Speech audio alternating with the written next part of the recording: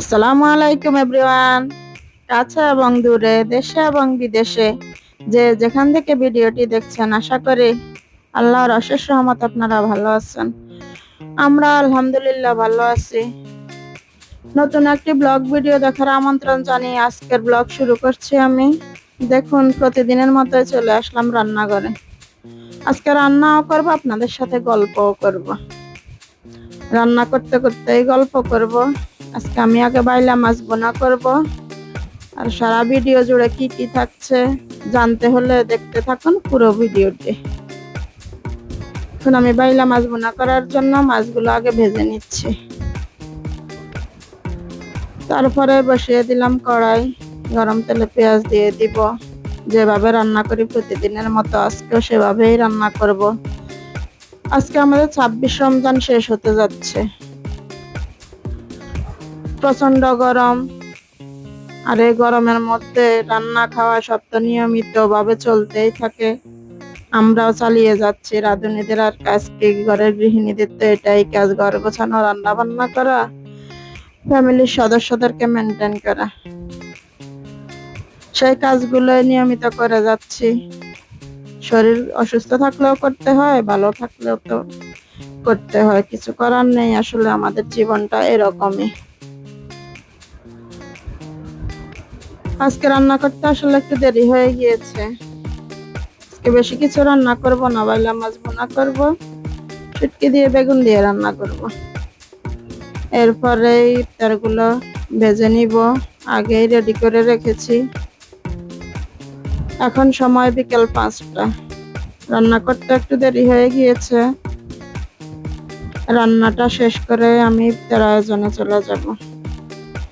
রমজানের দিন সারাদিন কাজ না থাকলেও বিকেল বেলায় অনেকগুলো কাজ আমাদের একসাথে গুছাতে হয়। এর জন্য আসলে আমাদের একটু ঝামেলা হয়ে যায়। তারপরেও কিছু করার থাকে না, আসলে করে নিতে হয়। আমরা তো এভাবেই করতে থাকি। দেখুন, আমার বাইলা মাছ রান্নাটাও প্রায় শেষ হয়ে আসছে। আপনাদের কার কার বাইলা মাছ পছন্দ কমেন্ট করে জানাবেন। আমার বাচ্চাদের তো খুবই পছন্দ। আমি আজকে মজা করে রান্না করেছি বাইলা মাছ।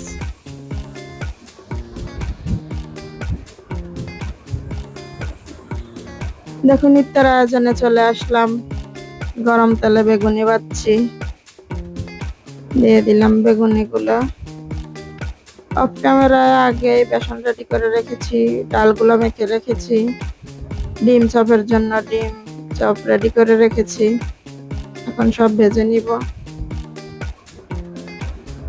প্রতিদিন একই খাবার তো আসলে ভালো লাগে না, এক একদিন এক এক খাবার খেতে ভালো লাগে। এজন্য আজকে একটু ভাজা পোড়া করে নিচ্ছি, আপনাদেরকেও দেখিয়ে দিচ্ছি। নিলাম বেগুনি গুলো, দেখুন কি সুন্দর হচ্ছে, ফুলকো ফুলকো আর খুবই ক্রাঞ্চি হয়েছে। এরপরে দিয়ে দিলাম ডিম চপ। ডিম চপ গুলো ভেজে নিব।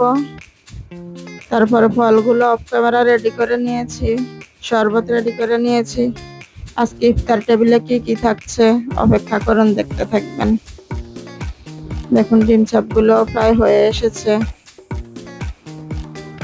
ইফতার আসলে গরম গরম খেতে বেশি ভালো লাগে। এই ভাজা পোড়া আইটেম গুলো ঠান্ডা হয়ে গেলে ভালো লাগে না খেতে, এজন্য একটু লেট করে ভাজলেই ভালো হয়।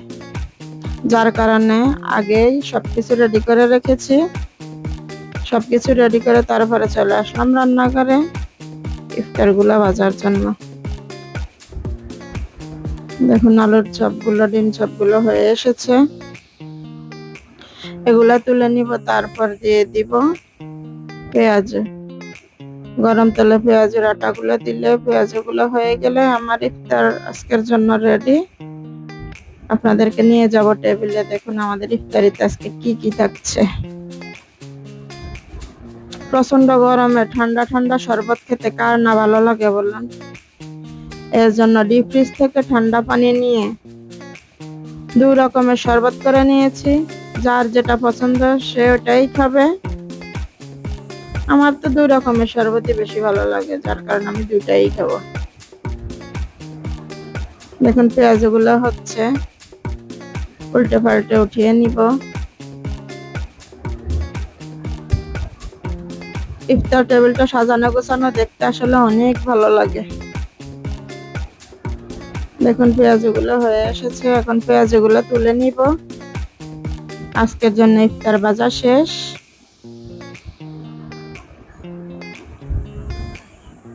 এখন চলেন আমার সাথে ইফতার টেবিলে।